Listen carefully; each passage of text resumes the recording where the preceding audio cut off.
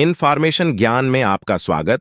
आज की वीडियो में हम बात करेंगे एल डोराडो की। इंसान की सोने के प्रति दीवानगी का इतिहास का सबसे बड़ा नमूना है एल डोराडो।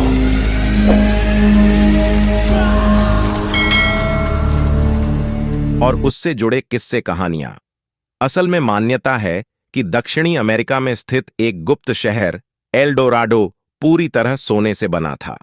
आज हम उसी सोने के शहर के बारे में बात करेंगे, इसीलिए वीडियो में अंत तक बने रहे। कहा जाता है ये खजाना कोलंबिया की गुआटाविटा झील में दफन है। यह एक ऐसी झील है जिसकी ताली में सोना ही सोना है।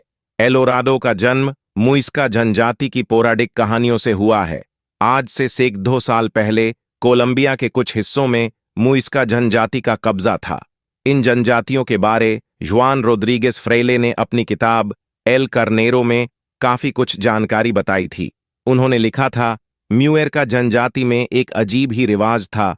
वहां राजा नियुक्त से पहले एक धार्मिक अनुष्ठान किया जाता था, जिसके तहत एक जिंदा आदमी को सोने की चीजों से भरे गट्ठर के साथ पवित्र मानी जाने वाली गुआटाविटा झील मर के बीचों बीच भेजा जाता था।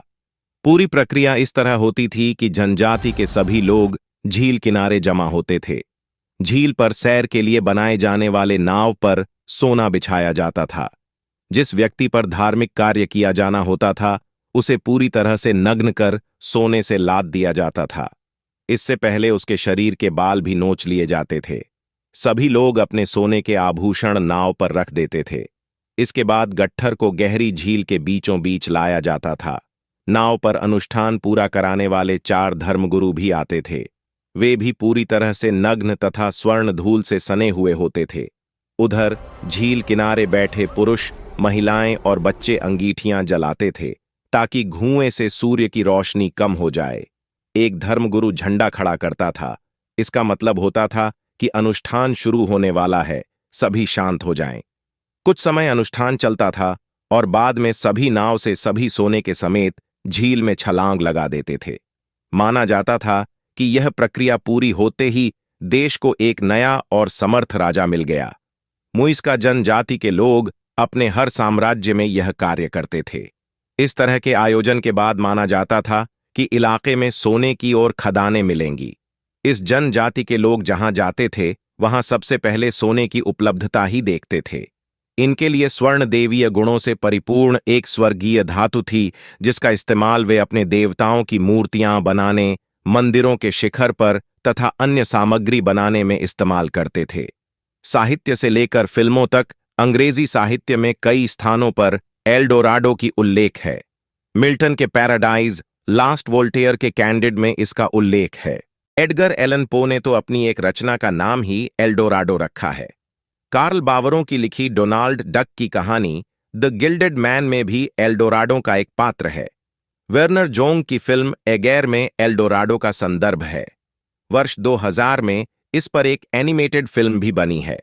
2007 में बनी मशहूर हॉलीवुड अभिनेता निकोलस केज अभिनीत ब्लॉकबस्टर फिल्म नेशनल ट्रेजर में भी एल डोराडो का स्टोरी को शामिल किया गया है। हालांकि एल डोराडो में अग्राह सोना होने के बारे में किसी को कुछ खास पता नहीं लग पाया, लेकिन इन पौराणिक कहानियों ने इस नाम एल डोराडो को कई संदर्भों में प्रचलित कर दिया। इतिहास गवाह है कि सोने की तलाश में बड़ी तादाद में लोगों ने सोने के इस शहर का पता लगाने के लिए अभियान चलाए।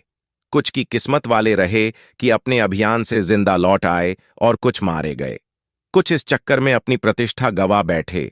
कुछ इस क्षेत्र में मिलने वाले फूल्स गोल्ड, पायराइट को ही असली सोना मान चले गए।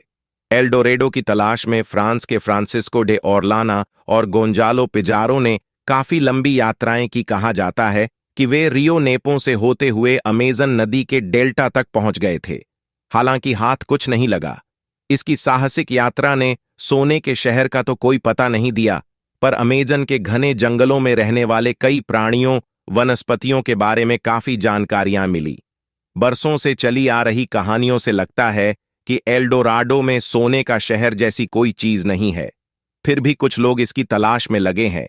आज तक पता नहीं चल पाया है कि वे क्या खोज रहे हैं, सोना, सोने से बना शहर या सोने का आदमी।